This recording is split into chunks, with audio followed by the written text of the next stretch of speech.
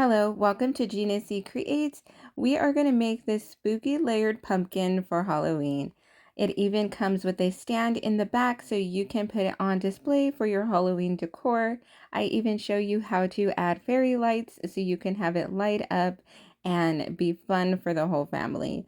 Here is supplies you will need. I'm using a Cricut Maker, but you can also use a Cricut Explorer.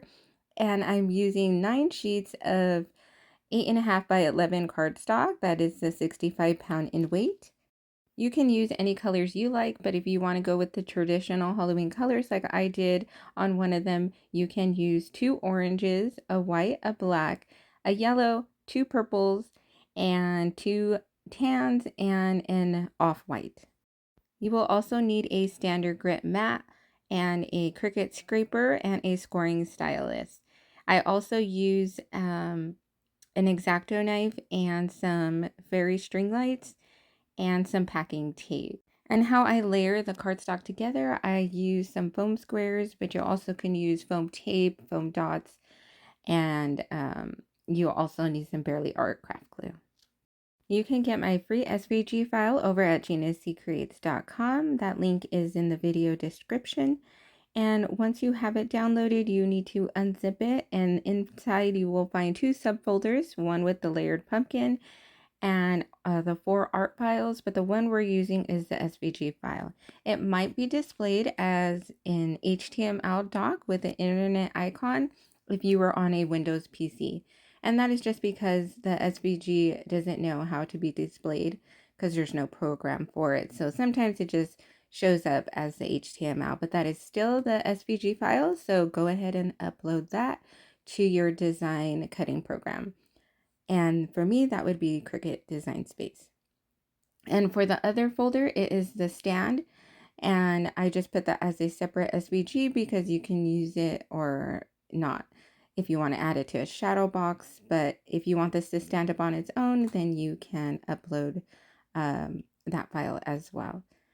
So I'm just going to open up Cricut Design Space and upload my layered pumpkin SVG.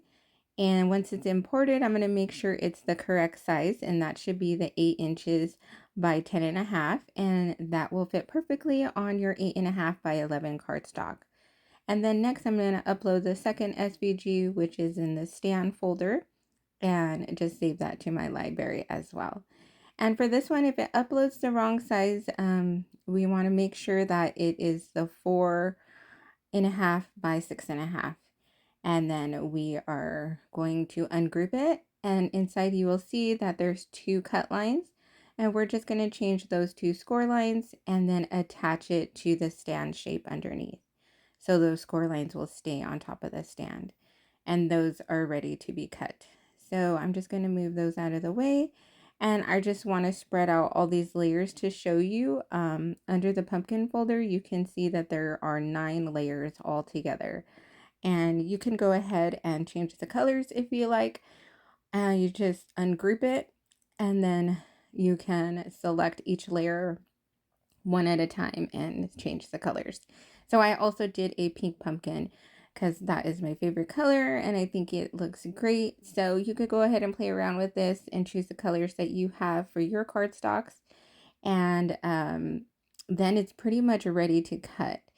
So I'm just going to lay this out so you can see all the different layers that it has within this layered pumpkin. And then I'm just going to go ahead and cut. And you can notice that the 2 back layers, that is the solid pumpkin and the stand, are the same colors, just so on the back side it looks like it goes together.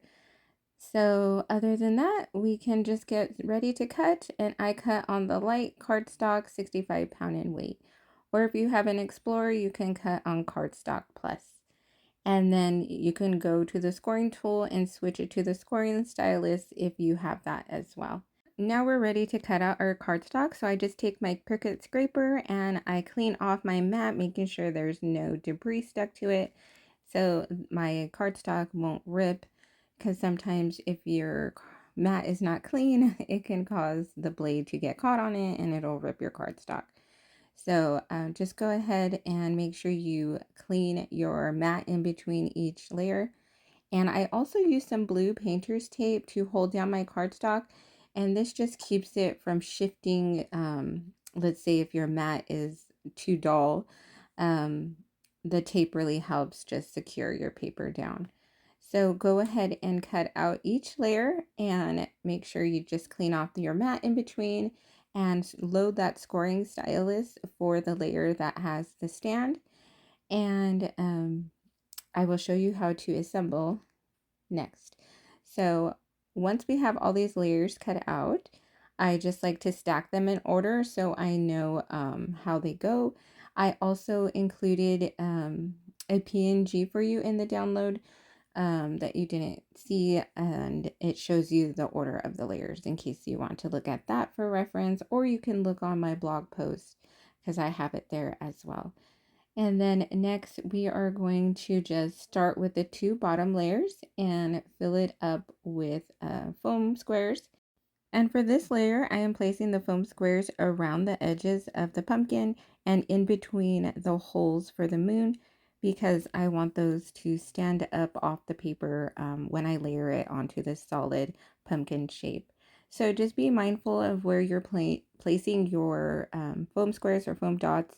You want it to go around the edge of the pumpkin and basically be in the same spot on each layer. And then you don't need any foam dots or squares inside the circle itself, except when we get to the two layers for the witch's house. So just go around the edges for this layer and then layer it directly on top. So after those three layers are done, we can now add our string lights to the back of the solid witch's house layer. And you can just unravel your string lights. And this one was pretty long with 20 LED lights on it. So I folded it in half and I twisted it so the lights could be on every other one. So this just cut my string lights in half since I folded it in half and twisted it. So now it's the perfect size for me to tape it onto the back of this layer. So what I'm using is my packing tape because this tape is stronger than the regular Scotch tape. And I'm just going in between each light and putting down a piece of tape to hold it on the back of this yellow cardstock. And then I end it with at the top of the witch's house. Or should I say haunted house? I'm sorry. So next, just put your foam tapes all around the edges and on the back of the haunted house, and then place that on top of the purple layer. And then for this one, we're just going to place the foam squares on the edges and inside the house because it's going to hit that yellow layer. So when you're placing these foam dots, you want to look at the layer that it's going to sit on top of. And if there's nothing there, then you don't want to put a foam tape on the layer that's above it. And I did forget to mention that for the battery pack, you're just going to want to leave like an inch of wire of slack at the bottom of the pumpkin. So now we could just finish layering on our cardstock layers, placing the foam tapes around the edges of our pumpkin. And when you get to this ghost layer, you want to make sure that you have it facing the correct way because the ghosts are in different spots. So just make sure you check that before you lay it down so you are putting the foam tapes on the correct side. And then for our pumpkin outline, which is the very top layer, I cut my foam squares in half so I can get them thinner and they will fit in between the outlines. So I'm just going to place that all around where I want it to have support, and then we're just going to layer that on at the top. And our layered pumpkin is almost fully assembled. We just need to flip it over and get some foam tape and put that on the back of the battery pack and tape that to the back of the pumpkin.